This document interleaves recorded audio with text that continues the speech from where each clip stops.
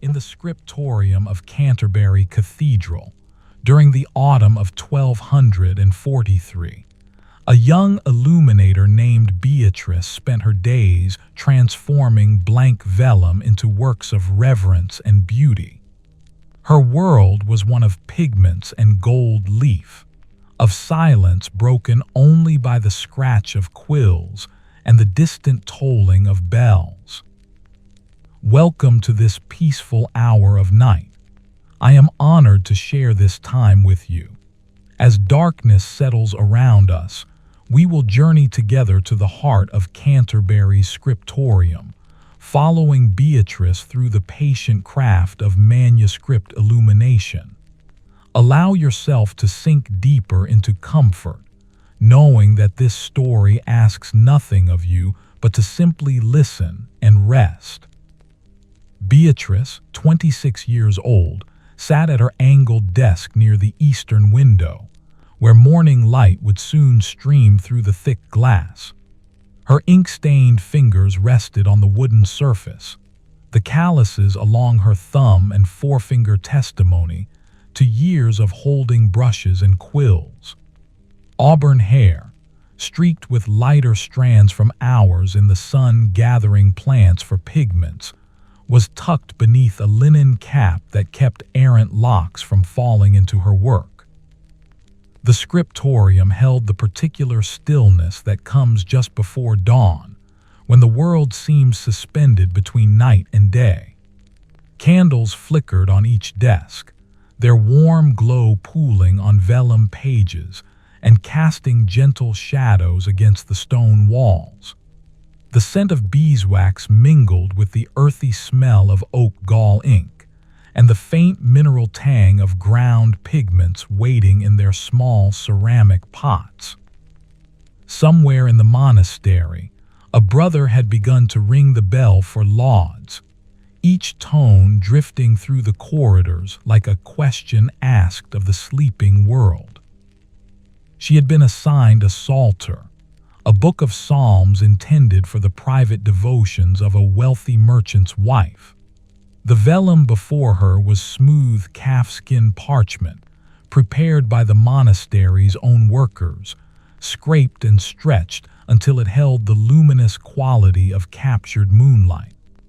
Brother Anselm, the head scribe, had already completed the text in his precise Carolingian minuscule, each letter formed with the care of prayer.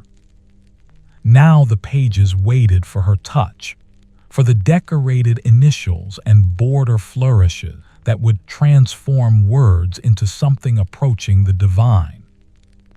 Beatrice reached for her smallest brush, its bristles made from the tail hairs of a red squirrel, so fine they could render details no thicker than a whisker. The morning's task was to begin the decorated initial for Psalm 1, the letter B of Beatrice blessed. She had sketched the design days earlier, planning an elaborate letter formed from intertwining vines, small flowers tucked into the curves, and at the center, a tiny bird with its beak open in song. Her preparations unfolded with the rhythm of long practice. First, she mixed a small amount of gum arabic with water, stirring the mixture in a shallow dish until it reached the consistency of honey. The sweet, faintly resinous scent rose as she worked, familiar and comforting. This would bind her pigments, help them adhere to the vellum's surface without bleeding or fatting. She tested the mixture on a scrap of parchment, watching how the liquid spread, adjusting with a few more drops of water until the flow satisfied her. The pigments themselves waited in their designated pots, each one the result of careful preparation. Beatrice selected the vermilion first, a brilliant red made from ground cinnabar that the monastery purchased from traveling merchants who brought it from distant mines. She had ground this batch herself weeks ago, working the rough crystals against a stone slab with a muller adding drops of water as the pigment grew finer, the motion of her arms steady and meditative. The color reminded her of poppies in full bloom, that intense scarlet that seems to hold light within itself. Into a small shell, she spooned a measure of the vermilion, adding her prepared binder and mixing with a wooden stick worn smooth by years of use. The pigment dissolved into the liquid, transforming from powder to paint, and she tested it on the scrap parchment, drawing a thin line to check its opacity and flow. The color laid down true and even, without granulation. She cleaned her brush in a small pot of water, watching the red bloom and dissipate like a flower opening in fast motion. By the time she had prepared her palette, the vermilion, a deep blue from ground azurite, yellow from orpiment, and green from verdigris mixed with plant matter, the light beyond the window had shifted from black to deep gray. The quality of the candlelight changed as dawn approached, becoming less necessary, though the flames still danced in their holders, reluctant to yield to the coming day. Beatrice dipped her brush in the vermilion and brought it to the vellum, her hand hovering for a breath as she centered herself. This was the moment she loved most, when intention became action, when the empty page began its transformation. Her brush touched the surface, and she drew the first curve of the letter B, the line flowing from the broad stroke to the fine as she adjusted the pressure, her whole arm engaged in the motion from shoulder to fingertip. The paint followed the path she had sketched lightly in silver point, but with her own subtle variations, small improvements that occurred to her in the act of creation. She worked without hurry, allowing each section to dry before moving to the next, to prevent colors from bleeding together. While the vermilion dried, she selected a piece of bread from the small basket kept in the scriptorium for this purpose, using the soft interior to erase the silver point guidelines. The bread absorbed the faint metal marks without disturbing the vellum's surface, leaving only her painted lines visible. The erased silver gathered on the bread like captured starlight, and she set the crumbs aside to be collected later, for even these tiny traces of metal held value. Morning light had begun to fill the scriptorium properly now, cool and gray through the thick glass. Other illuminators and scribes arrived, their footsteps quiet on the stone floor, each one moving to their assigned desk with barely a whisper of greeting. The scriptorium's rule of silence was not absolute necessary communication, was permitted, but the work itself encouraged stillness, a natural quietness that rose from concentration and respect for the sacred task. Beatrice glanced up briefly as Margaret, an older illuminator, took her place at the next desk. Margaret, 41 years old, had taught Beatrice much of what she knew about mixing pigments and planning compositions. Her capable, weathered hands were already reaching for her own work, a gospel book that had occupied her for months. They exchanged small smiles, a wordless acknowledgement that was as much conversation as the morning required. The vermilion had dried enough for Beatrice to continue. She switched to the blue, the azurite paint carrying a subtle coolness that seemed to echo the morning air.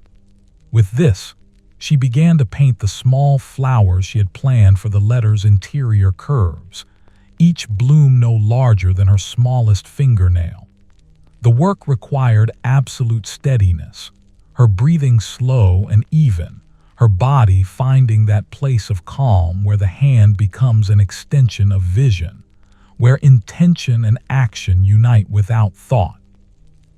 Each tiny flower emerged petal by petal, the blue edged with the finest line of white lead, giving them dimension, the illusion of light striking their surfaces. She painted 5 flowers before pausing to flex her fingers, to rest her eyes by looking toward the window where the world beyond the glass was brightening into a typical autumn day. The sky held layers of gray, from pale smoke to deeper slate, with no suggestion of rain but no promise of full sun, either a day suspended between weathers, much like the hour itself balanced between night and morning. The bells rang for prime, the day's second office, and the rhythm of the monastery shifted accordingly. Faint sounds drifted from other parts of the complex, brothers moving through corridors, the distant clatter from the kitchen, where the day's bread was already baking, the creak of the well rope as someone drew water. These sounds formed a kind of music, not quite melody but rhythm and pattern, the audio evidence of a community engaged in its daily work. Beatrice returned to her task, now adding the yellow orpiment to create the centers of the blue flowers. Orpiment required careful handling, for it contained arsenic and could sicken those who breathed its dust or licked their brushes without thinking.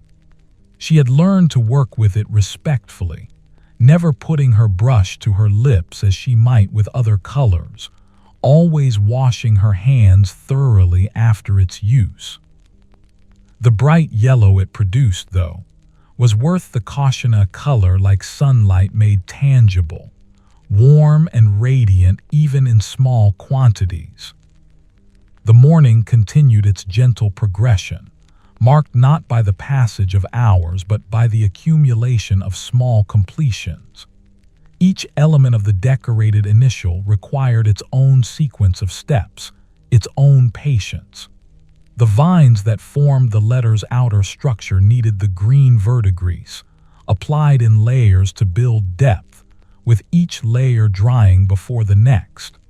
While she waited, Beatrice worked on other sections, the tiny bird's body in sienna brown, its wing feathers in gradations of gray and white.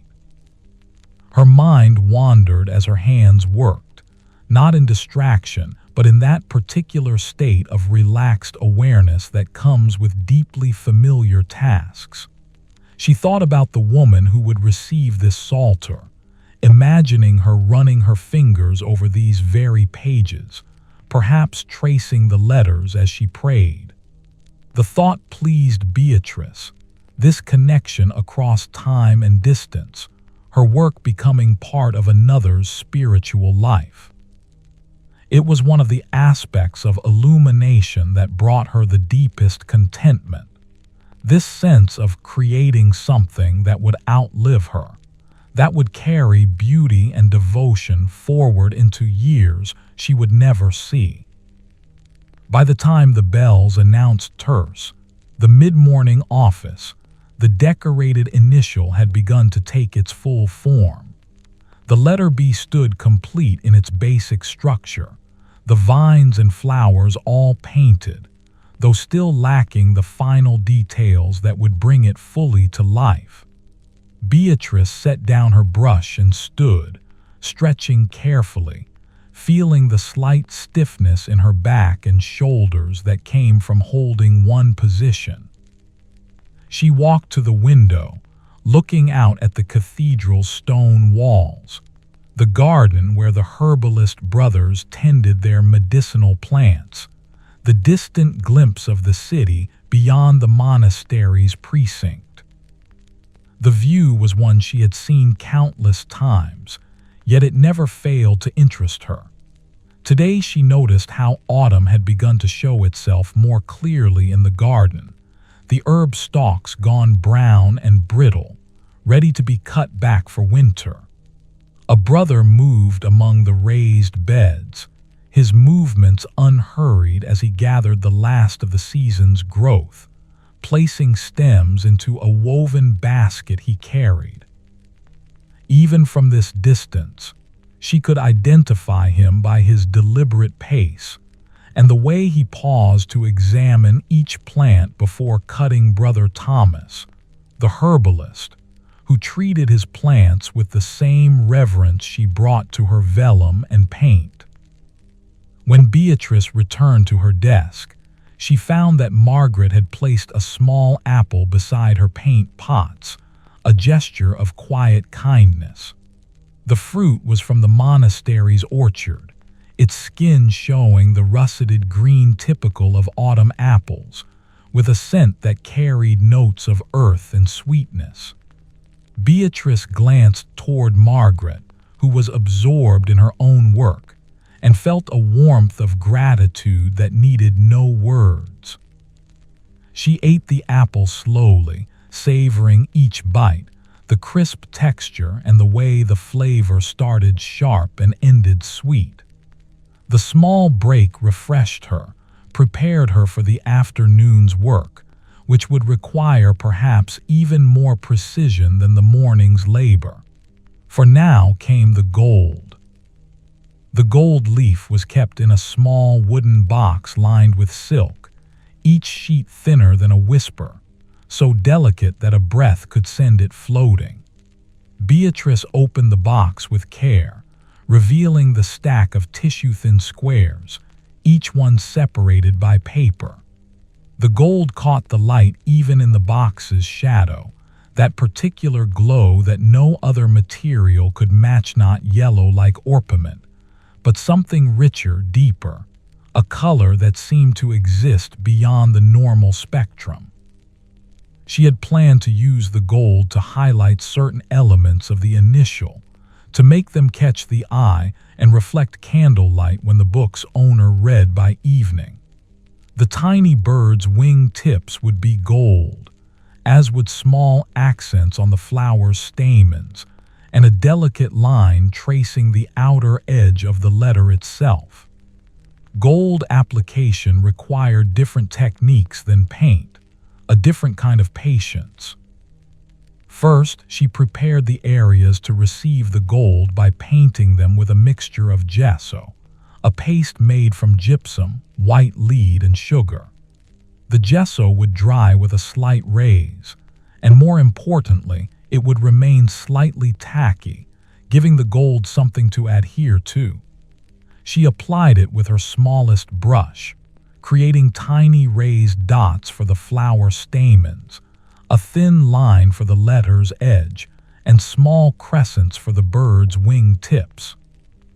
Then came the waiting, for the gesso needed to cure but not completely dry, to reach that perfect state of readiness that experience taught her to recognize by sight and gentle touch.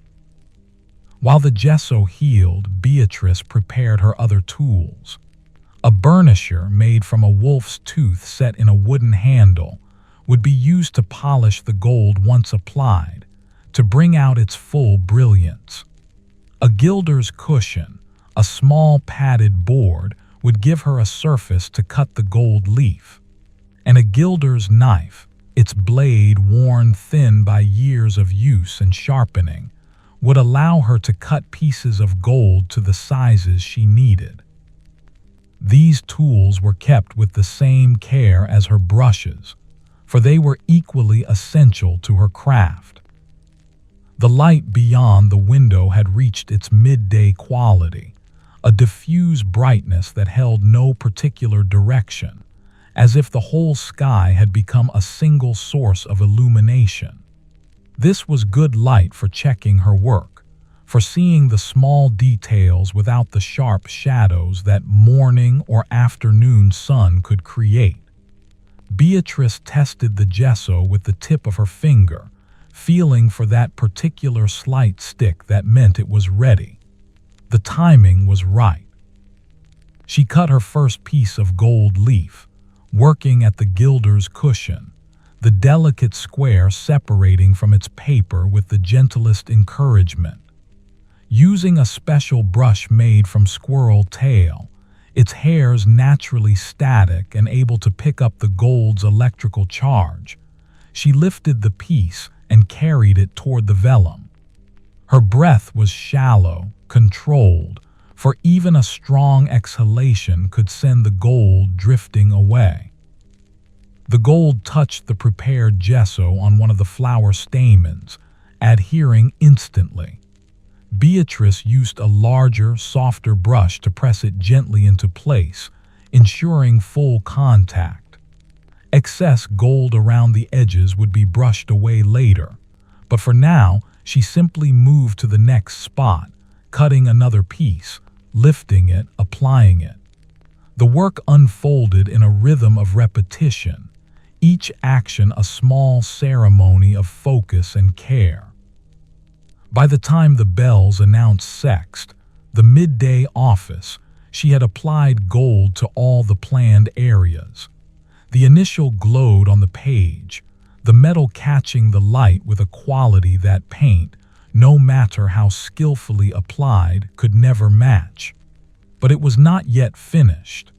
Now came the burnishing, the step that would transform the dull gold into something truly radiant. Beatrice took up her burnisher, feeling its familiar weight in her hand. She began to rub the wolf's tooth over the gold, using firm but careful pressure, working in small circles. The gold responded immediately, brightening under the friction, the burnisher's smooth surface compressing and polishing the metal until it shone like captured sunlight. She worked systematically, burnishing each application until it gleamed, until she could see her own reflection, distorted and tiny, in the gold surface.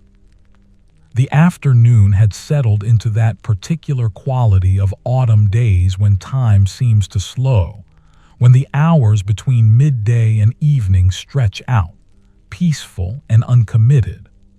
Other illuminators and scribes worked at their desks, each absorbed in their own tasks, the scriptorium filled with industrious silence. Occasionally, someone would rise to fetch water or consult a reference volume from the locked cupboard where valuable books were kept, but mostly the workers remained seated, hands moving, eyes focused, breath steady. Beatrice completed the burnishing and sat back to examine her work. The decorated initial had come to life exactly as she had envisioned it. The letter B formed from graceful vines in red and green, small blue flowers nestled in its curves. A tiny bird at its heart with gold-tipped wings spread as if in flight. The whole composition bordered by a delicate gold line that made it seem to float slightly above the vellum's surface. It was beautiful, she thought without vanity, simply recognizing the successful execution of design and skill working together. But the initial was only part of the page's decoration. The border needed attention as well, the margins that would frame the text with additional flourishes and small details. For this, she planned a simpler design, vine work extending from the initial down the left margin and across the bottom, with occasional leaves and berries to break the pattern's rhythm. This work could proceed more quickly than the initial had, for it required less precision, though no less care. She selected a medium brush and mixed a fresh batch of the red vermilion, thinning it slightly for the thinner lines of the border vines. Her hand moved with confidence now, warmed up from the morning's detailed work, and the vines flowed from her brush in smooth curves that complemented the page's proportions without overwhelming the text. The vines were not meant to compete for attention with the words, but to support them, to create a visual richness that invited the eye to linger, to read slowly and contemplatively. Small leaves emerged along the vines, each one requiring 3 strokes, 1 for the central vein, 2 for the blade's edges. She painted dozens of them, the repetition becoming almost meditative, her mind emptying of thought as her hand performed its familiar dance. Occasionally, she would add a small berry, a dot of blue to provide color variation and visual interest. The border grew organically down the page, branching and curving according to its own internal logic, responding to the spaces between lines of text, filling the margins with controlled abundance. The light beyond the window began its slow shift toward afternoon, the gray brightening slightly as if the sun, hidden behind clouds all day, was making one last attempt to appear before evening. A breeze must have risen outside, for the tree visible from Beatrice's window swayed gently, its branches already bare of most leaves, the few remaining ones holding on with stubborn determination. When the bells rang for none, the mid-afternoon office, Beatrice realized she had been working for hours without pause, so absorbed in the border's creation that time had folded in on itself. She set down her brush and flexed her fingers, noticing the familiar ache that came from sustained fine work, not quite pain but a deepening awareness of muscle and tendon. Her back too had stiffened somewhat, and she stood to stretch, arching carefully, feeling the small pops and releases as her spine adjusted.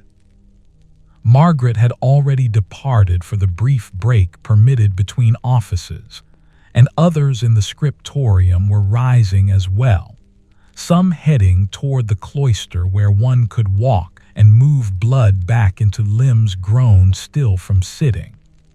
Beatrice decided to join them, pulling a wool shawl around her shoulders against the afternoon's growing coolness. The cloister walk was covered, its stone arcade open to the central garden where a fountain stood, water trickling from a carved spout into a basin below. The sound of the water was constant and soothing, a liquid whisper that mixed with the rustle of the few remaining leaves on the garden's apple trees. Beatrice walked slowly, her footsteps echoing softly off the stone, her eyes taking in details she had seen countless times but which never grew tiresome: the carved capitals atop the columns, each one different, some showing leaves, others animals or geometric patterns. The worn flagstones beneath her feet, smoothed by generations of passing. The way the light fell through the arcade's arches, creating a rhythm of brightness and shadow. She met Brother Anselm coming from the opposite direction, his arms full of fresh vellum sheets that must have just arrived from the preparation workshop. Brother Anselm, 53 years old, had been head of the scriptorium for as long as Beatrice had worked there, his patient guidance shaping her development as an illuminator. His scholarly, lined face showed pleasure at seeing her. "Does the Psalter progress well?" he asked, his voice carrying the slight rasp of someone who spent most of his time in silence. "The first initial is complete," Beatrice replied. "The border as well. Tomorrow I can begin the second page." He nodded, satisfied. "Your work honors the text. The merchant's wife will treasure it." The simple praise warmed her more than elaborate compliments might have. Brother Anselm did not give praise lightly, and when he did, it was earned and meant. They spoke a few more moments about supplies and schedules before parting. He returned to the scriptorium, and she completed her walk around the cloister. The brief movement and the cool air refreshed Beatrice, preparing her for the evening's work. She returned to find the scriptorium quieter, several desks now empty as their occupants attended to other duties. The light had continued its shift, taking on the golden quality that precedes evening, warmer than midday's diffuse brightness, more directional. This light was particularly lovely for manuscript work, she thought, for it brought out the color's richness and made the gold leaf glow with particular intensity. She settled back at her desk and considered the page before her. The decorated initial and border were complete, but the page felt unfinished somehow, lacking a final detail that would unify the whole. She studied the composition, her eyes traveling from initial to border and back, searching for what the page needed. Then she saw the space at the bottom corner where the border terminated felt too abrupt and needed something to anchor it.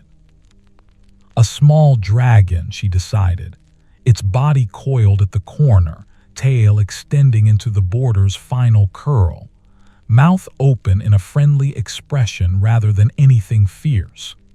Dragons were common in manuscript margins, serving as playful guardians of the text, and they allowed illuminators to display their skill in rendering complex forms in miniature.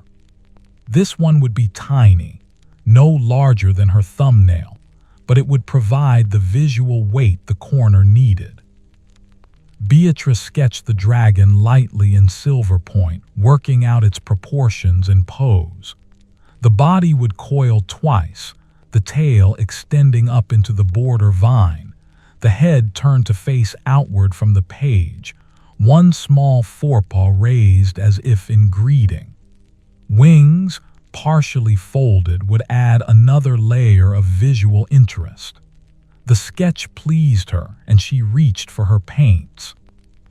The dragon's body she rendered in green, the same verdigris she had used for the border vines, creating continuity of color.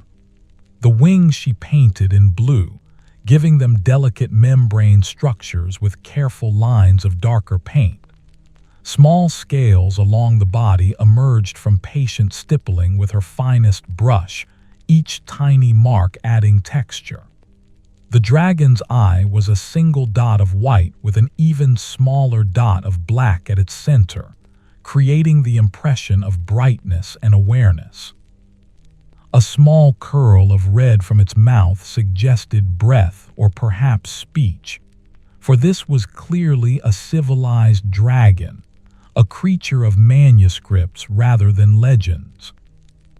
The light had deepened further by the time she finished the dragon, the golden quality giving way to the softer tones that come as day prepares to transition into evening.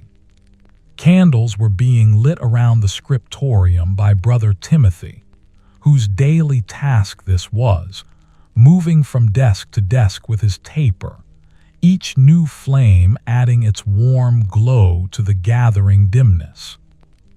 The quality of the workspace transformed in candlelight, becoming more intimate, the circle of illumination at each desk like a small world unto itself. Beatrice cleaned her brushes thoroughly, working each one in her water pot until no trace of color remained, then shaping the bristles and laying them flat to dry. Her paint pots she covered with small pieces of damp linen to keep the contents from drying overnight. The vellum page she left exposed to complete its drying, though the paints were already set enough that nothing would smudge. Tomorrow she would assess her work with fresh eyes, checking for any small details that needed adjustment before moving on to the next page. The bells rang for vespers, the evening office, and the scriptorium began to empty as workers made their way toward the church. Beatrice rose and joined the flow, her body pleasantly tired from the day's concentration, her mind peaceful with the satisfaction of work well done. The shawl she had worn earlier now felt necessary, as the autumn evening's coolness had settled in properly, carrying with it the scent of wood smoke from the monastery's many hearths and the earthy smell of fallen leaves from the orchard. The church was already filled with brothers and the few laypeople like herself who lived and worked within the monastery's precinct.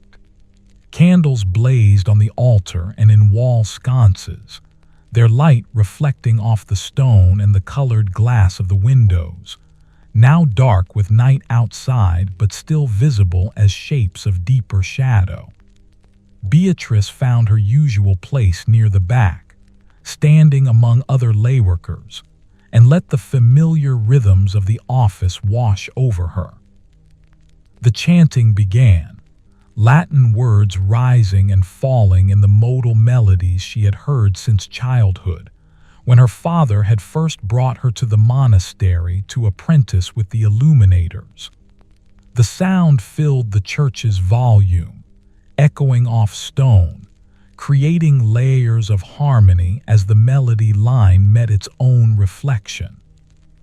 She did not always follow the words' meaning, though she knew Latin well enough from her work, but the sound itself carried its own significance, the human voice in organized beauty, the offering of breath and time to devotion.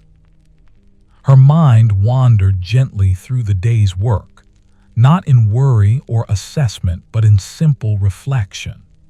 The Psalter page with its decorated initial and small dragon, the way the gold had brightened under the burnisher, the particular blue of the azurite in the tiny flowers, these images drifted through her awareness like leaves on water, present but not demanding attention. She stood in the comfortable tiredness of muscles well used, in the particular peace that comes from a day of meaningful work completed with care. The office concluded, and the congregation dispersed quietly, each person returning to their evening routines. For Beatrice, this meant a simple meal in the refectory where layworkers took their food, then the walk to the small house she shared with two other women who worked in the monastery's bakery.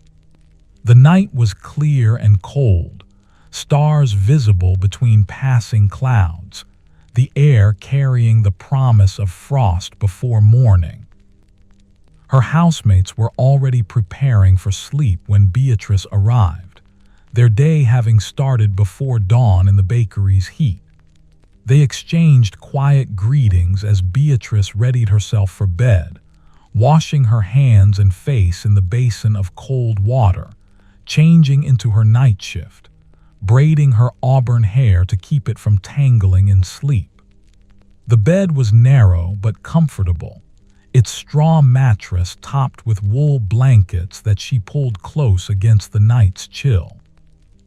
She lay in darkness, listening to the sounds of the house settling, the breathing of her companions, the distant bark of a dog somewhere in the town beyond the monastery walls.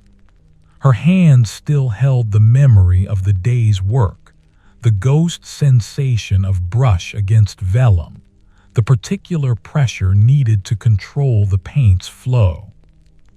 Tomorrow would bring more work on the Psalter, page after page of text to illuminate with decorated initials and borders, each one a fresh opportunity for beauty and devotion to meet in her hands.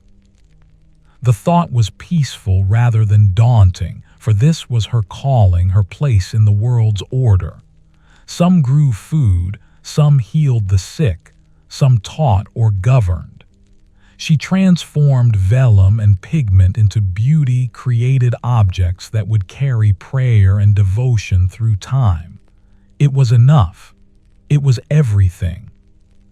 Sleep came gently, like a door opening onto rest. The morning's light arrived gradually, seeping through the gaps around the shuttered window like water finding its way through stone. Beatrice woke to the sound of the bakery workers rising, their movements practiced and quiet in the pre-dawn darkness.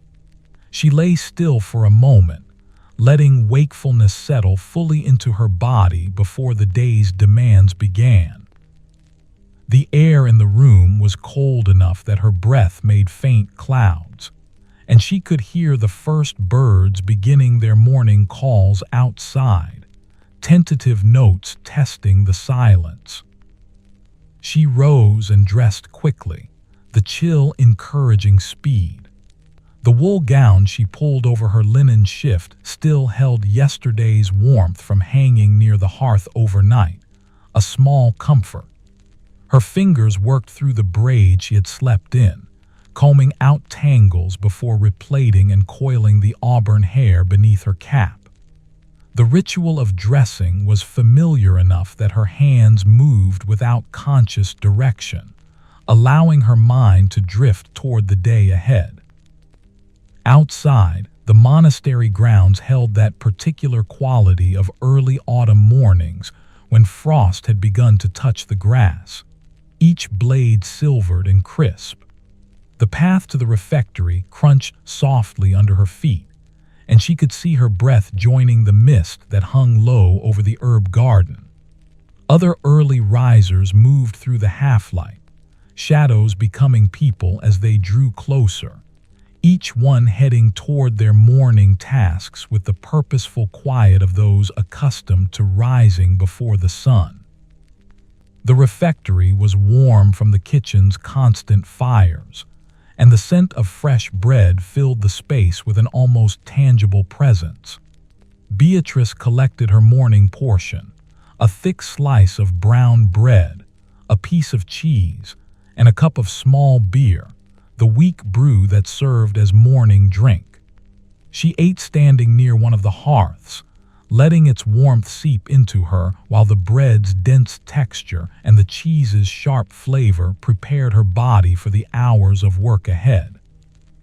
By the time she reached the scriptorium, the first true light was beginning to show through the eastern windows, pale and clean.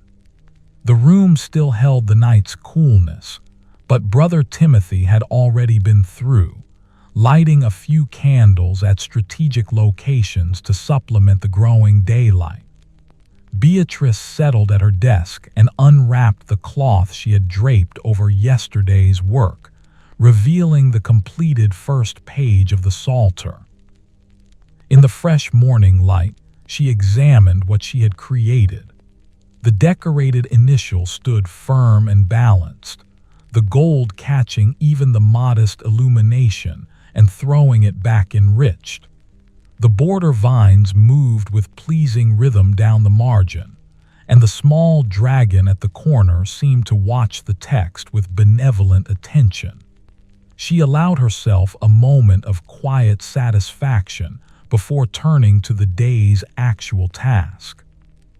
The second page of the Psalter awaited her attention, its text already completed by Brother Anselm, the letters marching in orderly rows across the vellum.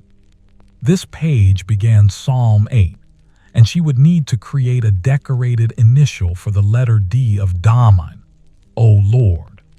She had sketched preliminary ideas days ago, and now she retrieved the small notebook where she kept her designs, studying the drawings she had made. This initial would be simpler than yesterday's, for not every page could carry elaborate decoration.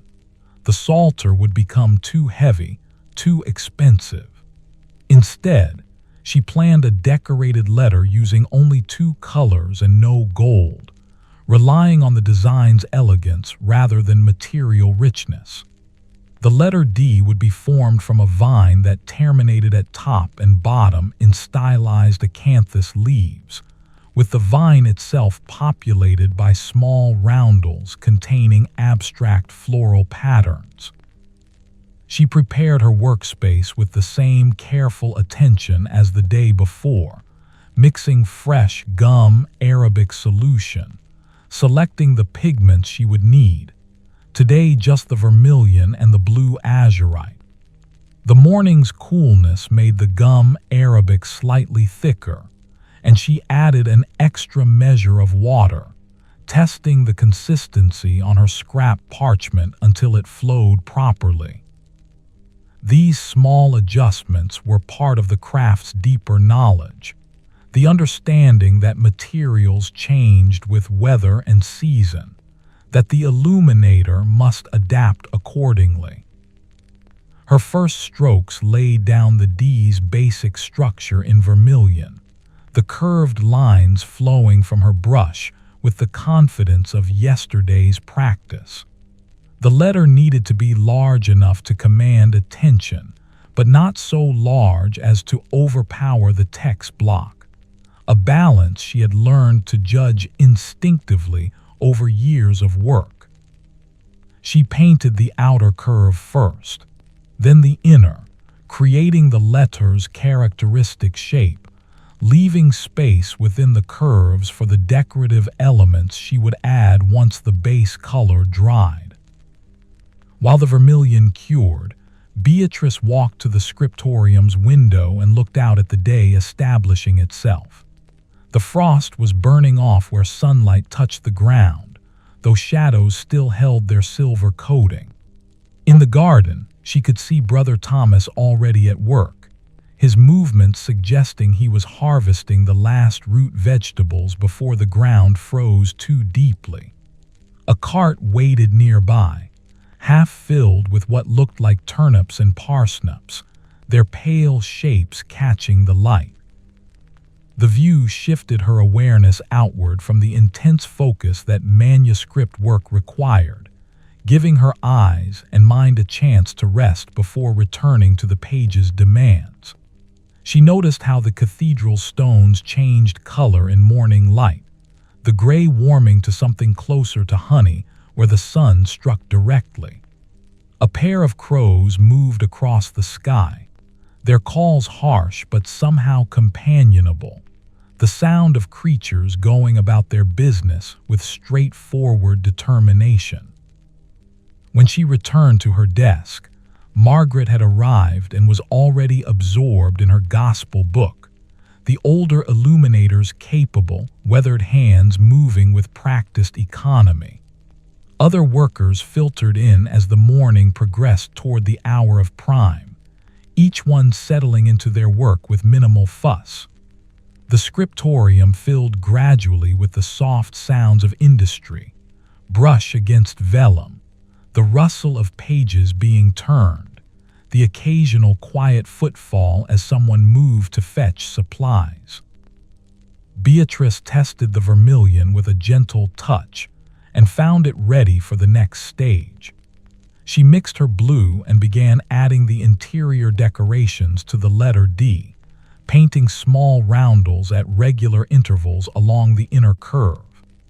Each roundel would contain a simplified flower motif, 4 petals arranged around a central dot, the kind of stylized design that had been used in manuscripts for centuries, its origins lost in time, but its effectiveness undiminished. The work proceeded with meditative regularity. Paint a roundel's outline in blue, allow it to dry, fill it with vermilion, allow that to dry, add the flower pattern in blue, move to the next roundel. The repetition created its own rhythm, and Beatrice found herself breathing in time with the brush strokes, her body settling into the work's particular demands. Her shoulders relaxed, her jaw unclenched, the small tensions that accumulated overnight releasing as she moved deeper into the task's focus.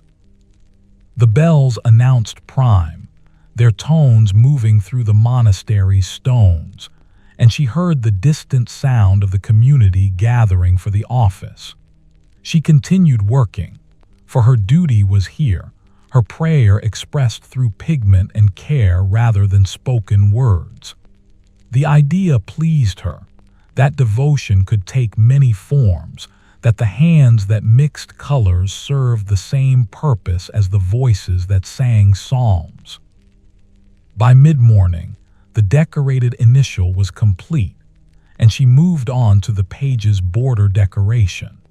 For this page, she planned a simpler treatment than yesterday's elaborate vines, just a series of vertical bars in alternating red and blue running down the outer margin, with small decorative terminals at top and bottom.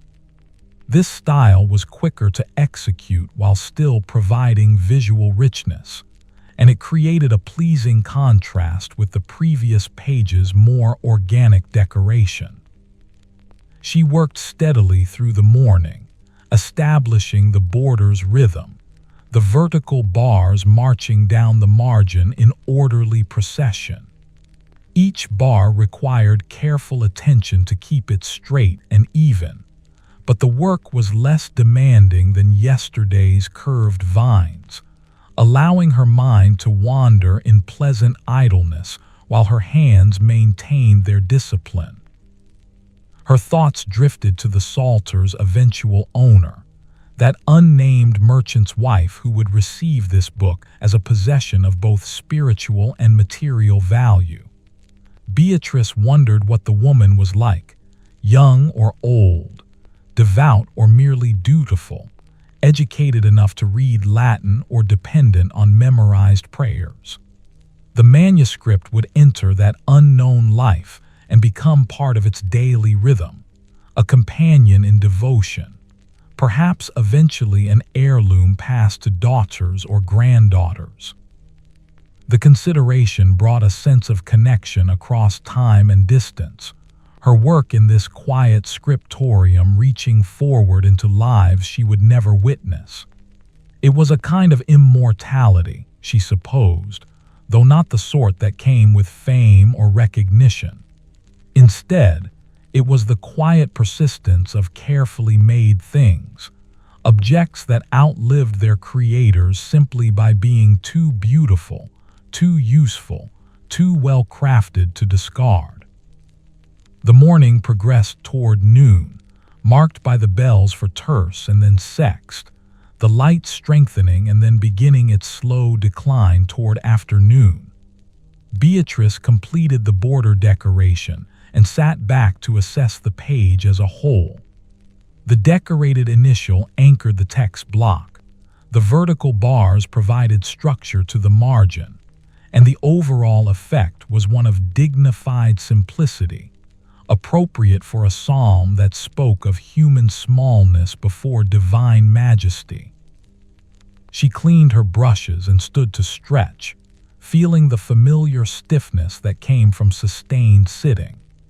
The scriptorium had grown warmer as the day advanced, the autumn sun finding its way through the windows, and she removed her shawl, draping it over the back of her chair. Her stomach reminded her that the morning's bread and cheese had been hours ago, and she decided to take the midday break in the refectory rather than working through as she sometimes did when deeply engaged in a project. The refectory was crowded with workers from all parts of the monastery, laypeople like herself alongside brothers who had permission to eat at this hour rather than fasting until the evening meal. The noise was considerable after the scriptorium's silence, voices rising in conversation, the clatter of wooden bowls and spoons, laughter from a group of younger workers near the hearth. Beatrice collected her meal, a thick pottage of barley and vegetables, more bread, a piece of dried fruit, and found a place at one of the long tables. She ate slowly, savoring the pottage's warmth and the way the barley had softened to tenderness in the long cooking. The vegetables were root crops mostly, their sweetness released by the heat, and the bread served to soak up the thick liquid at the bowl's bottom. Around her, conversations flowed in multiple directions, someone discussing the best time to harvest winter kale, another describing a problem with the dovecote's roof, two women comparing the relative merits of different wool merchants in the town. Beatrice listened without actively participating, content to let the voices wash over her while her mind rested from the morning's concentration. She recognized most of the faces around her, people she had lived and worked alongside for years, their names and histories known if not deeply familiar. This was her community, the network of relationships that gave her life its context and support, and there was comfort in being among them even in silence. When she returned to the scriptorium, she found a new sheet of vellum waiting on her desk, placed there by Brother Anselm at some point during the midday break. The third page of the Psalter, she realized, already prepared with its text and ready for illumination. The gesture was typical of the head scribe's thoughtfulness. He knew she would finish the second page today and would want to begin planning the next without delay. She examined the new page, reading the psalm text to understand what she would be decorating. Psalm 19, beginning with Caeli and Narrant, the heavens declare. The subject matter suggested astronomical imagery, perhaps stars or sun motifs incorporated into the initial and border. She pulled out her notebook and began sketching ideas, trying different arrangements of the letter C, experimenting with ways to suggest celestial bodies without becoming too literal or complex.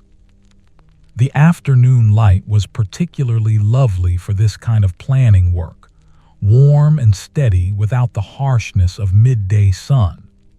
Beatrice worked through several design variations, refining and discarding, searching for the approach that would best serve the text while remaining within her skill and the project's budget. The Psalter was a modest commission, not a luxury volume for royalty, and she needed to balance beauty with practical constraints. Eventually, she settled on a design that pleased her. The letter C formed from a crescent moon shape, its interior filled with small six-pointed stars, the whole rendered in blue and white with minimal red accents. The border would echo this celestial theme with a scattering of stars down the outer margin, decreasing in size as they descended, suggesting distance and depth. It would be simple to execute but visually effective, appropriate to both the text's content and the manuscript's overall character. Satisfied with her planning, Beatrice returned to the second page to complete its final details. A few small areas needed touching up where the paint had settled unevenly, and she wanted to add tiny white highlights to some of the roundels in the decorated initial, small accents that would catch the light and add dimensionality. This kind of finishing work required fresh eyes and good light, and the afternoon provided both. She mixed a small amount of white lead paint, thinning it carefully to achieve the right consistency for delicate highlighting.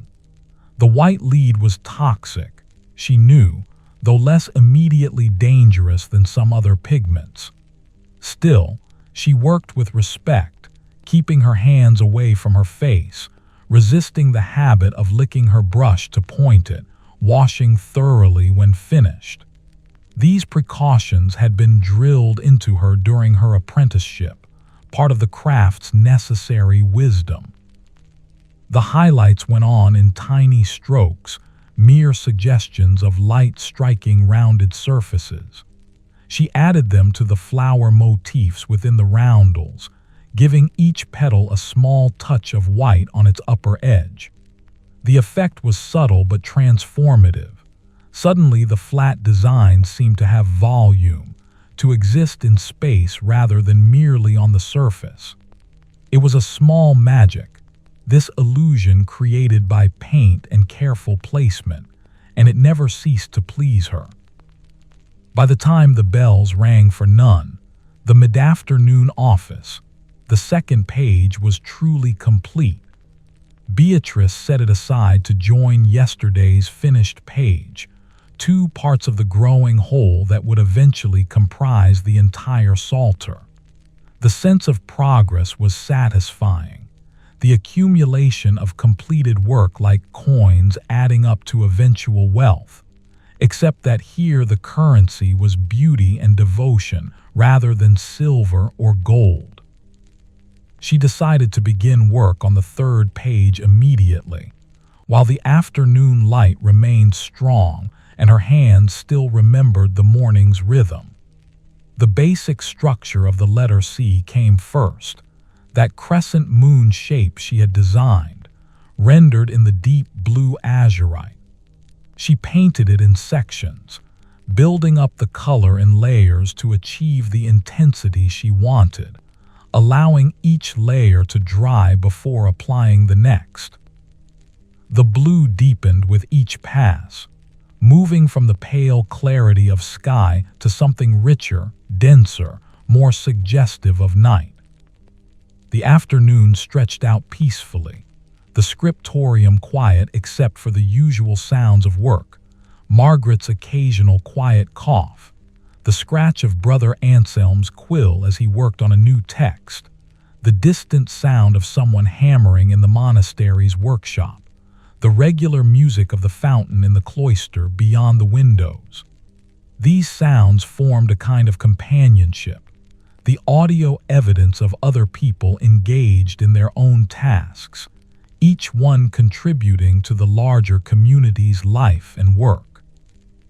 Beatrice painted the small stars that would fill the letter's interior, each one a six-pointed design made from two overlapping triangles.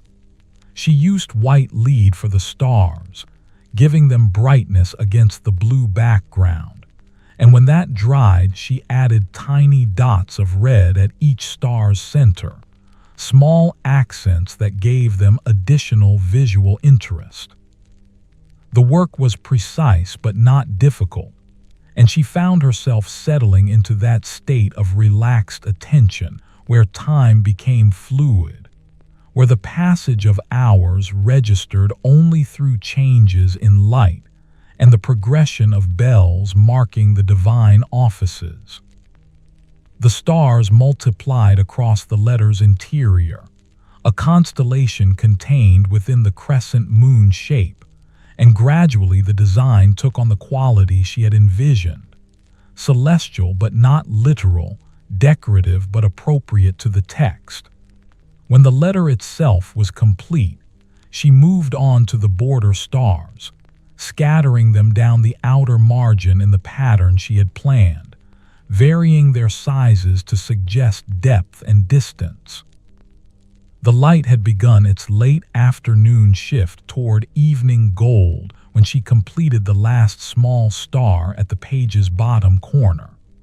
Her back ached from the hours of sitting, and her eyes felt dry from the sustained focus, but the page before her glowed with completed work, the decorated initial in its celestial blue, the stars scattered like scattered seeds down the margin, the whole composition unified by the theme of heavens declaring divine glory. She cleaned her brushes methodically, working each one until the water ran clear, shaping the bristles and laying them flat. Her hands moved through the familiar sequence automatically, leaving her mind free to reflect on the day's work. 3 pages completed in 2 days. A good pace, neither rushed nor dawdling, the kind of steady progress that would see the entire psalter finished within the allocated time.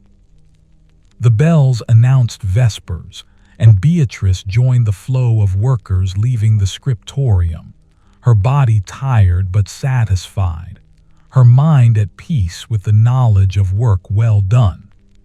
The evening air had turned distinctly cold, carrying the sharp clarity that comes with autumn's advance toward winter, and she pulled her shawl close as she walked toward the church.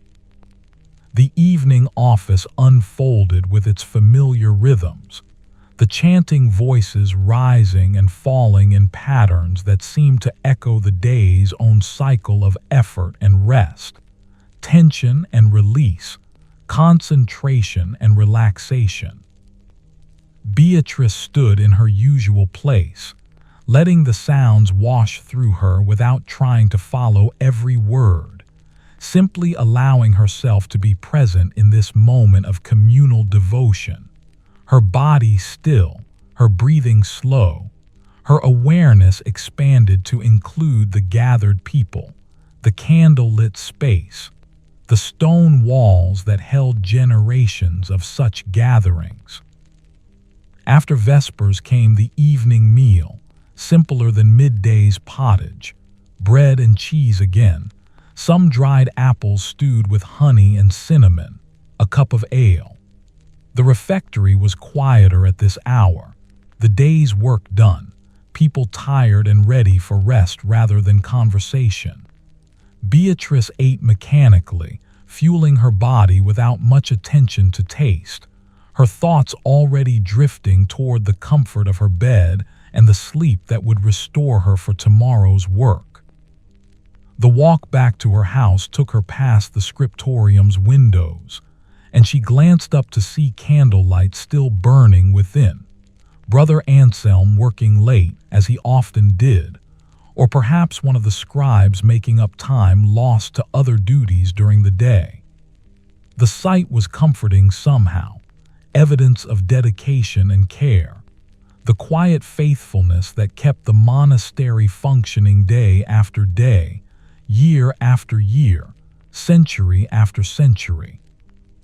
Her housemates were already preparing for sleep when Beatrice arrived, and she moved through her evening routine with practiced efficiency, washing, changing, braiding her hair, banking the small fire in the hearth to smolder safely through the night. The bed welcomed her with its familiar lumps and hollows, shaped by her body over years of sleeping, and she pulled the wool blankets close against the night's deepening chill.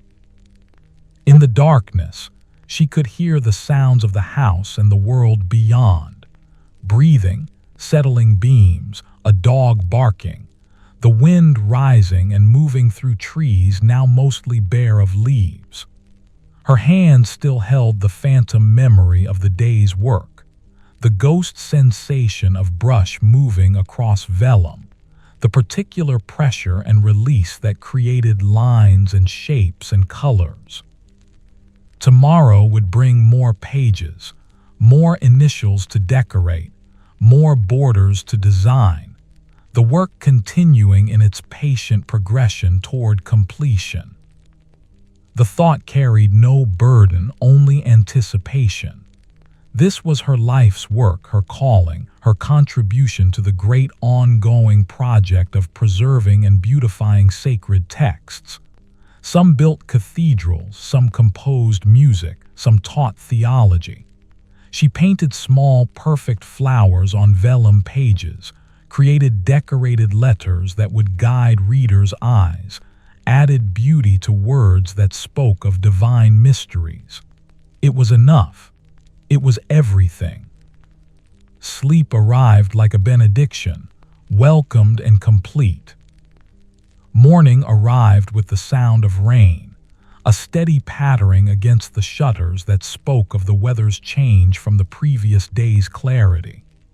Beatrice woke to dimness, the usual dawn light subdued by clouds, and she lay listening to the rain's rhythm for a moment before rising. The air in the room was damp as well as cold, carrying the particular chill that penetrates wool and linen to settle against skin. She dressed with extra care, adding a second layer beneath her gown, knowing that the scriptorium would be cooler than usual without the sun's warmth through the windows. Her housemates were already moving about, one stoking the fire to life, while the other prepared their simple breakfast. The three women shared the morning's first tasks in comfortable silence, each one wrapped in their own thoughts, their movements coordinated by long habit rather than discussion. The walk to the refectory required pulling her cloak's hood up against the rain, and Beatrice moved quickly along paths that had already turned muddy in the low spots.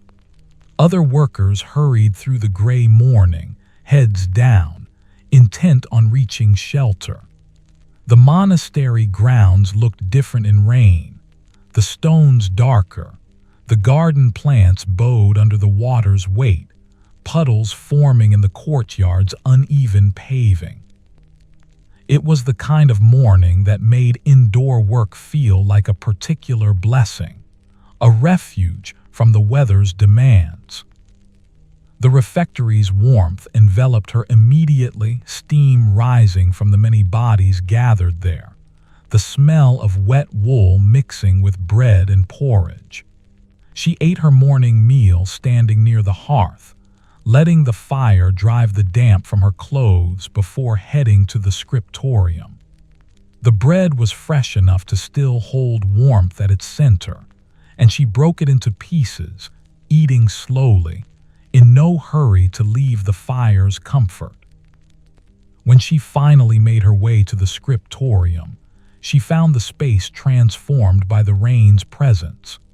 The usual brightness was replaced by a softer, more muted light that seemed to come from everywhere and nowhere at once.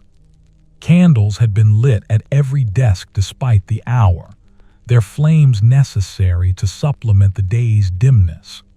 The sound of rain against the windows created a constant backdrop, not loud but persistent, a reminder of the weather's authority over the day's character. Beatrice settled at her desk and unwrapped yesterday's work, examining the third page with its celestial decorations. The colors looked different in today's light, the blue deeper, the white stars less brilliant but somehow more subtle, more integrated with the page as a whole. She was pleased with how the design had resolved itself. The way the scattered border stars created a sense of space and depth without overwhelming the text. The fourth page awaited her attention, and she pulled Brother Anselm's preparation toward her to read the psalm text. Psalm 23, the Shepherd's Psalm. Dominus regit me. The Lord is my shepherd. This was perhaps the most familiar of all psalms, known even to those who could not read, memorized by children, recited at deathbeds. The illumination would need to honor that familiarity while bringing fresh beauty to well-known words. She considered pastoral imagery, sheep, meadows, still waters, but such literal representation felt too obvious, too expected. Instead, she found herself drawn to the psalm's sense of guidance and care, the feeling of being led along right paths. Perhaps the decorated initial could suggest a path or journey, the letter D transformed into a winding way marked by small flowers, suggesting the green pastures without depicting them directly. Beatrice pulled out her notebook and began sketching, working out the concept's details. The letter D would be formed from a path that curved back on itself, creating the letter's characteristic shape. Along this path, she would place small stylized flowers, not realistic blooms but simplified decorative motifs that suggested growth and life. The path itself could be rendered in alternating bands of color, giving it visual interest and a sense of movement. The rain continued its steady drumming, and she worked on her design with a sense of contentment in the weather's enclosure. There was something particularly pleasant about being warm and dry while rain fell outside, about being engaged in detailed work while the world beyond the windows dissolved into gray wetness. The scriptorium felt especially sheltered, a pocket of stillness and purpose protected from the weather's restlessness. Margaret arrived, shaking rain from her cloak before hanging it to dry near one of the braziers that had been brought in to supplement the usual heat. The older illuminator's capable, weathered hands looked chilled, and she spent several minutes warming them before settling to work. Others filtered in gradually, each one bringing the smell of rain and the news of deepening puddles, of paths becoming streams, of autumn's advance marked by this steady soaking. When Beatrice felt satisfied with her design, she prepared her workspace for the day's painting. The dampness in the air would affect her materials, she knew. The gum Arabic solution might need adjustment. Paints would take longer to dry. The vellum itself might respond differently to the brush. These were the variables an illuminator learned to accommodate, the ways that season and weather inserted themselves into the work regardless of the stability of walls and roof. She mixed her paints with slightly less water than usual, compensating for the moisture in the air. The vermilion for the path's first band, the blue for the second, and a green mixed from yellow and blue for the small flowers. The colors looked rich in their shells, promising, and she tested them on her scrap parchment to verify their consistency and flow. The vermilion went down smoothly, drying to its characteristic brilliance. The blue showed good opacity. The green pleased her with its natural, living quality. The decorated initial began to take form under her brush, the path curving in the letter's shape, the alternating color bands creating rhythm and movement. She worked carefully, aware that the longer drying time meant she needed to plan her sequence of steps more thoughtfully than usual. Paint one section, move to a different area while it dried, return when safe to add the next layer. The work became a kind of dance, her attention moving around the page, finding productive tasks while waiting for earlier work to cure. The small flowers emerged along the path's edges, simple four-petaled shapes in green with tiny red centers. She placed them at irregular intervals, avoiding the monotony of exact spacing, letting them cluster more densely in some areas and thin out in others. The irregularity made them feel more alive, more like actual growth rather than mere decoration, and she was pleased with the effect as it developed. The morning progressed slowly, measured by the bells that marked the offices. Prime had passed, then terse, but also by the rain's continuation, its steady voice never quite fading into the background, always present as a gentle reminder of the weather's mood. The scriptorium settled into industrious quiet, each worker absorbed in their task, the only sounds the occasional rustle of pages, the soft brush on vellum, the distant voices of brothers chanting in the church. Beatrice found her mind wandering as her hands maintained their discipline, and she thought about the Psalms' imagery, the shepherd guiding sheep to green pastures and still waters. There was something deeply comforting in that picture, the idea of being cared for, of being led to places of rest and sustenance. Her own life felt shepherd-guided in its way, the structure of the monastery's daily rhythm, the assignment of work that matched her abilities, the provision of shelter and food and community. She was cared for, she realized, held within systems larger than herself that functioned to protect and nurture. The realization brought a warmth of gratitude that settled in her chest, peaceful and complete. She was 26 years old, unmarried, childless, without property or wealth beyond the tools of her trade and a few personal possessions. By some measures, her life might seem small or limited, but in this moment, with rain falling outside and her brush moving across vellum inside, with meaningful work filling her hours and capable hands translating vision into reality. She felt rich beyond accounting. By midday, the decorated initial was complete, and she had begun work on the page's border decoration. For this page, she planned a simple vine running down the outer margin, echoing the path motif of the initial, but in more organic form. The vine would be green, with occasional small flowers matching those along the path, creating visual unity across the page's different elements. The rain had intensified, drumming harder against the windows, and the scriptorium's light had dimmed further despite being barely past noon. More candles were lit, their flames multiplying until each desk glowed in its own island of light, the workers' faces illuminated from below, casting shadows that moved as they worked. The atmosphere became almost cozy, the sense of shelter deepened by the weather's increased insistence.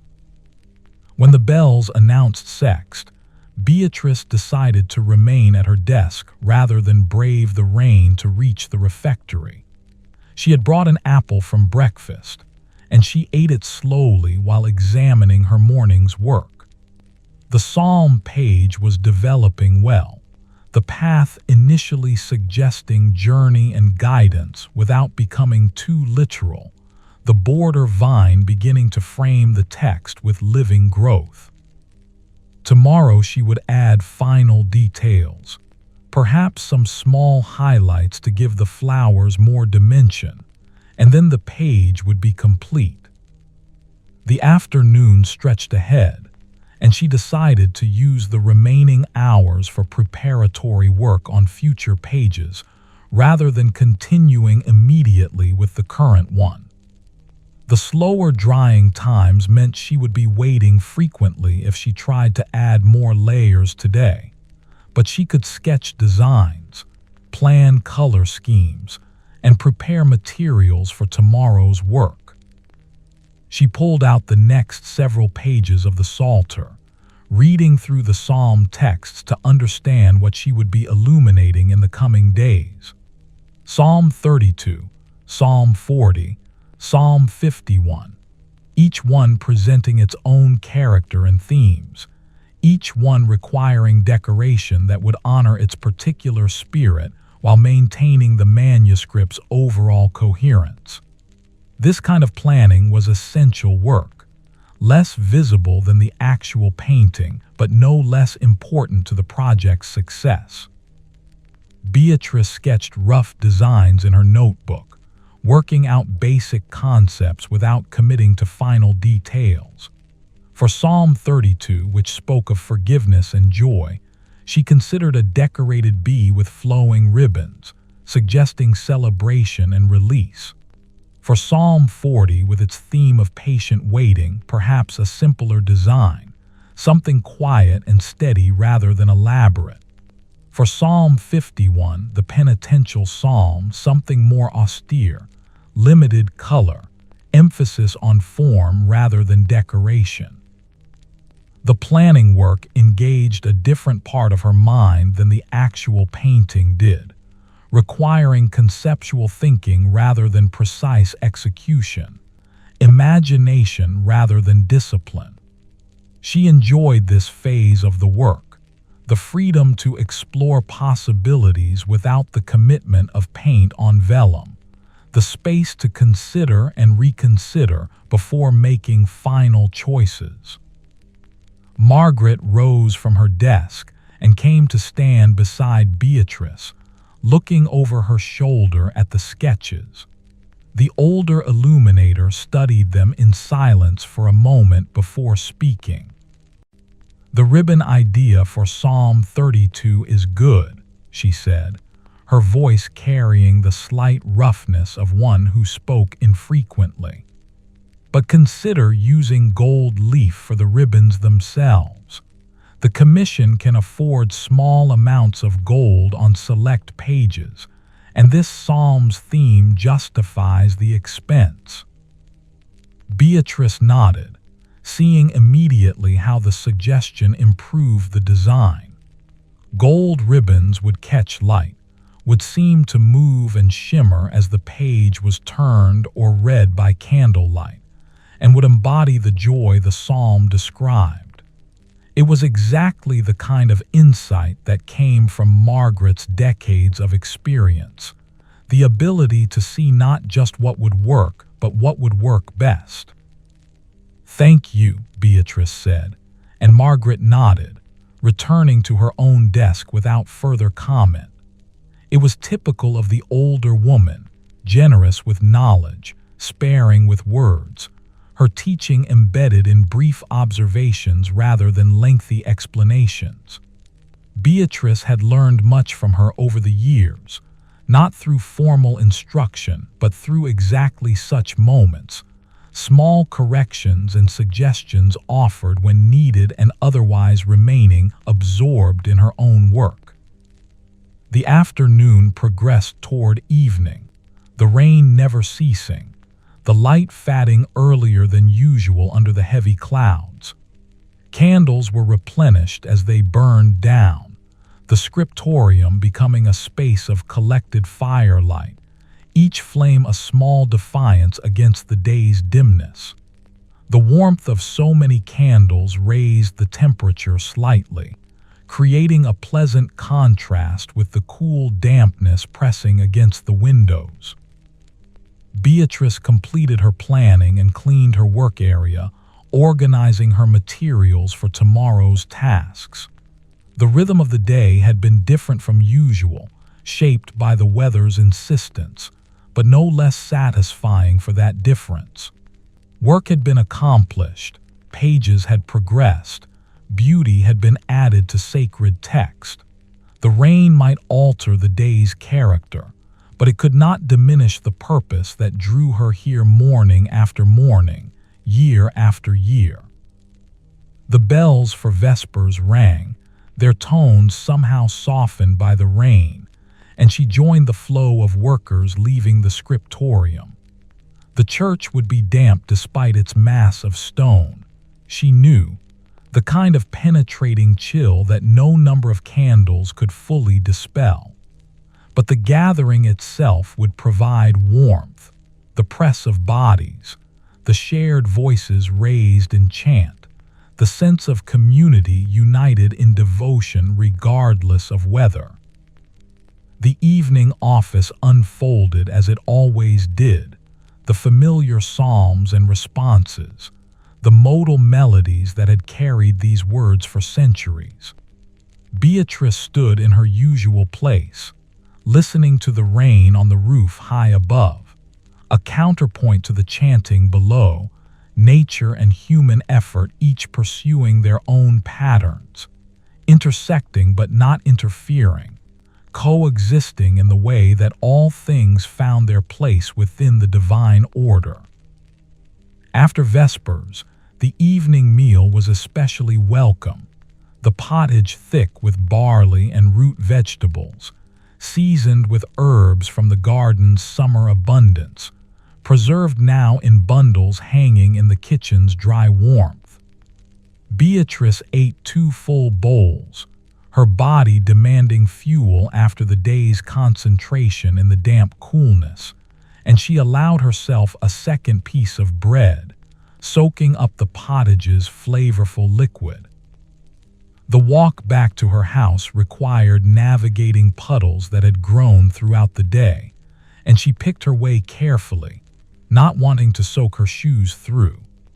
The darkness was complete now, no moon or stars visible through the clouds, only the occasional lit window marking inhabited spaces. She was grateful when she reached her door, stepping into the small house's warmth, finding her housemates already preparing for bed. The fire had been built up more than usual, an indulgence justified by the weather, and Beatrice took time to warm herself thoroughly before beginning her evening routine. Her clothes had grown damp from repeated exposure to the rain despite her cloak, and she hung them near the hearth to dry overnight, changing into her night shift and braiding her hair by the fire's light. In bed, she listened to the rain continuing its patient work, soaking the earth, filling the wells and cisterns, preparing the ground for winter's freezing. It was necessary rain, she knew, part of the cycle that sustained life, but she hoped tomorrow might bring clearing skies and the return of good light for detailed work. The thought drifted through her mind without urgency or concern, simply an observation, and she let it go as sleep approached. Her last waking thought was of the Psalter page she had worked on, the path winding in the shape of the letter D, small flowers marking the way. The shepherd's psalm, speaking of guidance and care. She felt guided and cared for, she realized, held within structures of meaning and purpose that gave her days their shape and her work its value. The rain drummed on and she slept. The following morning arrived with clearing skies. The rain departed sometime in the night, leaving behind a world washed clean and bright. Beatrice woke to strong light coming through the window's gaps, and she rose with a sense of anticipation for the good working conditions the day would bring. The air was still cool but less damp, and the puddles in the paths had begun to recede, leaving dark patches on the stones where water had stood. The monastery grounds sparkled in the morning light, every surface beaded with moisture that caught the sun and threw it back enriched. The grass seemed greener, the stone walls lighter, the very air more transparent after the rain's cleansing. Birds moved through the trees and along the eaves, their songs particularly energetic, as if they too celebrated the weather's improvement. In the scriptorium, the change was immediately apparent. Light poured through the eastern windows with renewed strength, illuminating the workspace with the clarity that made detailed work easiest. Beatrice settled at her desk with pleasure, unwrapping yesterday's page and finding that the slower drying time had actually improved some of the paint's characteristics. Colors had cured evenly, without the slight cracking that could occur with too rapid drying. She spent the morning adding final details to the shepherd's psalm page, small white highlights on the flowers, giving them dimension and life, delicate tendrils extending from the border vine, softening its outline and creating visual interest. A few tiny leaves along the path in the decorated initial, echoing the border vegetation. Each addition was small, nearly invisible individually, but collectively they transformed the page from complete to polished, from good to excellent. By mid-morning, she was satisfied that the page needed nothing further, and she set it aside to join its completed fellows. 4 pages done, she calculated, from a commission of 50. The work would continue for weeks yet, each page requiring its own attention, its own solutions to the problems of decoration and beauty. But she was making steady progress, the kind of patient advancement that eventually covered any distance, reaching any goal.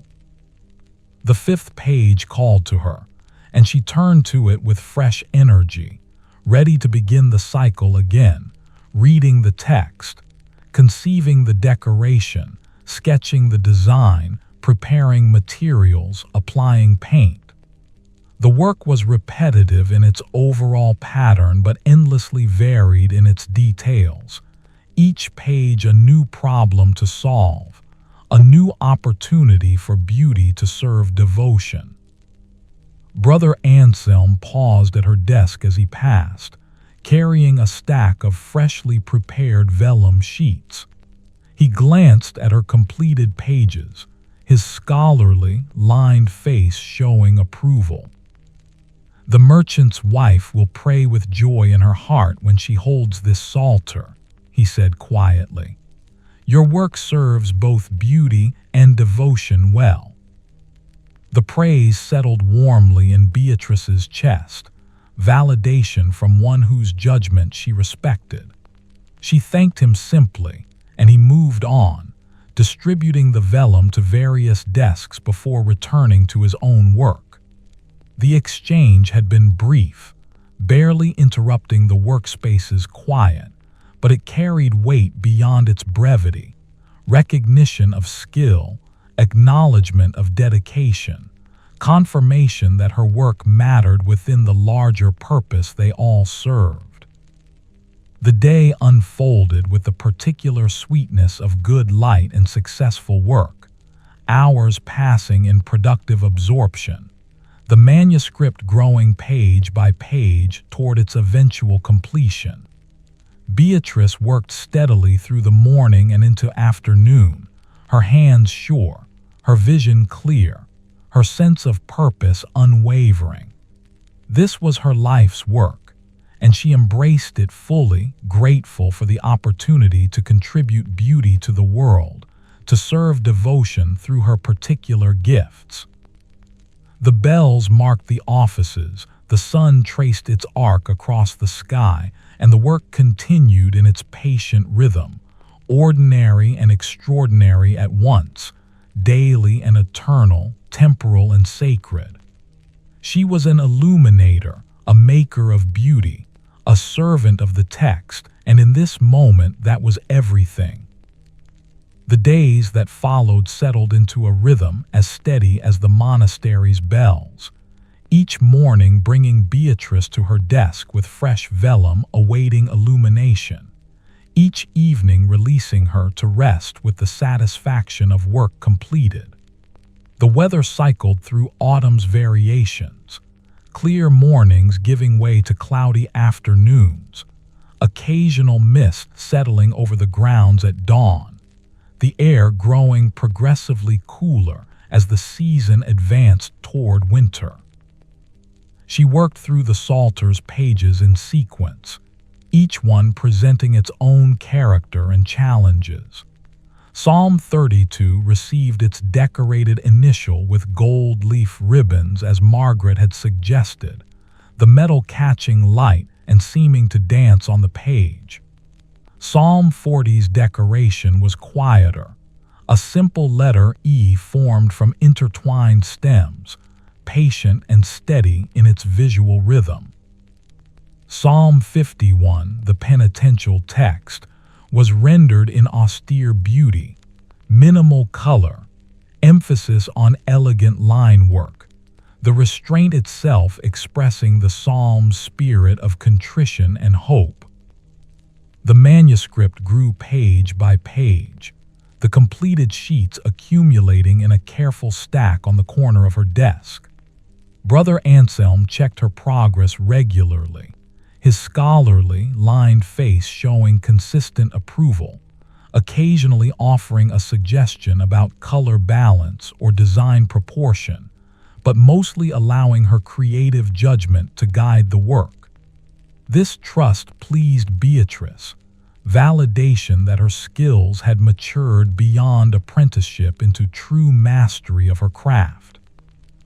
One particularly clear morning, about 2 weeks into the project, Beatrice arrived at the scriptorium to find a visitor speaking with Brother Anselm near the door. The man was well dressed in merchant's clothing, good wool dyed a deep brown, a belt with silver fittings, leather boots that showed quality craftsmanship. She recognized him as Master Edmund, the merchant who had commissioned the Psalter for his wife, come presumably to check on the manuscript's progress. Brother Anselm gestured for Beatrice to join them, and she approached with the mixture of anticipation and slight nervousness that patron visits always inspired. Master Edmund, 47 years old, with silver-threaded dark hair and an observer's careful eyes, greeted her with formal courtesy. "Brother Anselm speaks highly of your skill," he said, his voice carrying the measured tone of one accustomed to evaluating quality. "I wonder if I might see what progress has been made." Beatrice led him to her desk, where the completed pages lay protected under a clean cloth. She uncovered them carefully, arranging the first several in sequence so he could examine both individual decoration and the manuscript's developing coherence. Master Edmund studied them in silence, his gaze moving from page to page, taking in the decorated initials, the border work, the careful integration of text and ornament. The silence extended long enough that Beatrice felt tension beginning to gather in her shoulders, but she remained still, allowing him the time to form his assessment. Finally, he looked up, and his careful eyes showed satisfaction. "This exceeds my expectations," he said simply. "The colors are rich without being ostentatious. The gold is used with restraint, and the overall effect is one of dignity appropriate to devotional use. My wife will treasure this." Relief and pleasure washed through Beatrice in equal measure. "I am grateful for your approval," she said. "The Psalms themselves inspire the decoration. I seek only to serve the text." Master Edmund nodded, understanding the principle she articulated. He spent a few more minutes examining specific details, asking questions about techniques and materials that showed genuine interest beyond mere patronage. Then he thanked her, spoke briefly with Brother Anselm about payment schedules and delivery timing, and departed, leaving the scriptorium to return to its usual quiet. Margaret caught Beatrice's eye from across the room and smiled, a rare expression on the older illuminator's usually composed face. The approval from both patron and colleague warmed Beatrice throughout the morning's work, lending additional pleasure to the already satisfying task of bringing beauty to vellum. The days continued their steady progression, marked by the liturgical calendar's movement through autumn saints' days and feast days. The Feast of All Saints arrived, bringing special observances and a day's rest from ordinary work. Beatrice spent the time in quiet contemplation, attending the extended services, walking the monastery grounds in afternoon light that slanted low and golden through air that carried the sharp clarity of approaching winter. The orchard had finished its work for the year, the trees bare now except for a few stubborn leaves that rattled in the breeze. In the garden, only the hardiest plants remained, kale and cabbage showing dark green against the earth, the herb beds cut back to ground level, everything prepared for the freezing that would come. Brother Thomas moved among the beds, checking the straw mulch he had laid down to protect root systems, his movements as careful and attentive as they had been during the growing season's abundance. Beatrice found herself appreciating the garden's winter readiness, the way preparation and care extended across seasons, ensuring continuity and survival. It seemed to mirror her own work in some way, the patient accumulation of small tasks, the attention to detail that served larger purposes, the faith that present effort would yield future fruition.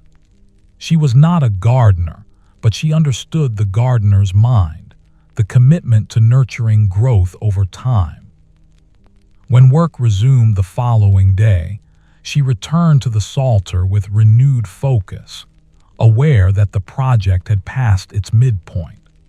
27 pages now complete, 23 remaining. The end was visible, though still distant, and she felt the particular satisfaction that comes when a long undertaking begins to show its full shape, when the accumulated work starts to reveal the finished form waiting within it. The decorations for the remaining pages had been planned in her notebook, sketches and color notes that would guide the execution, but she revisited each design before beginning actual work, checking that it still seemed right, that it served both the individual psalm and the manuscript's overall character. Sometimes she made small adjustments, improvements that occurred to her with the benefit of experience gained from earlier pages. The design process never fully ended. She had learned. It continued alongside execution, each informing the other, creating a dialogue between conception and realization. One morning brought the first frost, the monastery grounds transformed by a delicate coating of white that sparkled in the early light. The fountain in the cloister had ice around its edges, thin sheets that fractured into patterns as the water moved beneath them. Beatrice's breath clouded as she hurried from the refectory to the scriptorium, and she was grateful when she reached the workspace's relative warmth, maintained now by braziers that glowed in the corners, their coals releasing steady heat. The cold affected her materials in subtle ways. Pigments grew slightly thicker in their pots, requiring more careful mixing.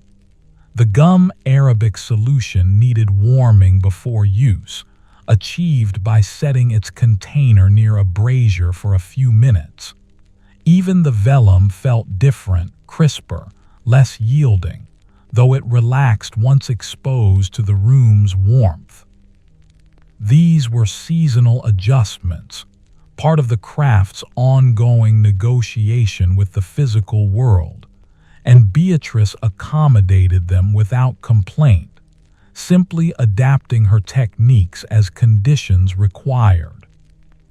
The scriptorium's population had begun to change slightly as winter approached. Several scribes who had been working on outdoor projects, copying texts in the church or other locations, had returned to the main workspace, seeking its greater warmth and better light. The room felt more populated now, more busy, though still maintaining the essential quiet that manuscript work demanded. Beatrice found she enjoyed the increased sense of community, the awareness of others engaged in similar tasks, each one contributing to the great ongoing project of preserving and beautifying the written word. She had progressed to Psalm 68, a long and complex text that required multiple decorated initials within its span.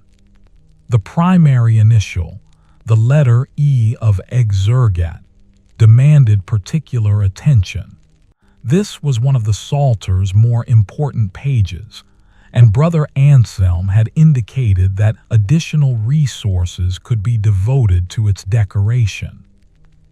Beatrice planned an elaborate letter incorporating not just vines and flowers but small figures, angels at the top, their wings forming part of the letter's structure, and at the bottom, a small scene of hills and sky suggesting the psalm's cosmic themes. The figure work required different skills than the decorative elements she had been focusing on. Human forms, even tiny ones, demanded understanding of proportion and gesture, the ability to suggest life and movement within the constraints of miniature scale. Beatrice had received training in figure painting during her apprenticeship, but it was not her primary strength, and she approached this aspect of the work with extra care.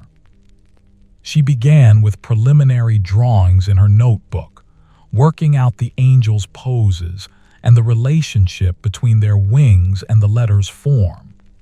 The angels needed to seem integral to the letter rather than merely added to it, their bodies and wings flowing naturally into the decorative structure. She sketched multiple versions, comparing and refining, seeking the arrangement that would balance clarity with grace. When she felt ready, she transferred the design lightly to the vellum in silver point, marking the basic positions and proportions. Then came the careful work of painting, building up the angel figures in layers.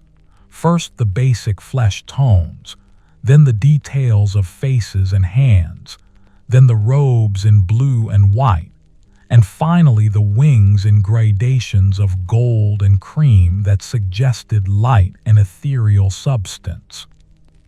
The work demanded her complete attention, each brushstroke requiring precision, the scale allowing no room for error or correction.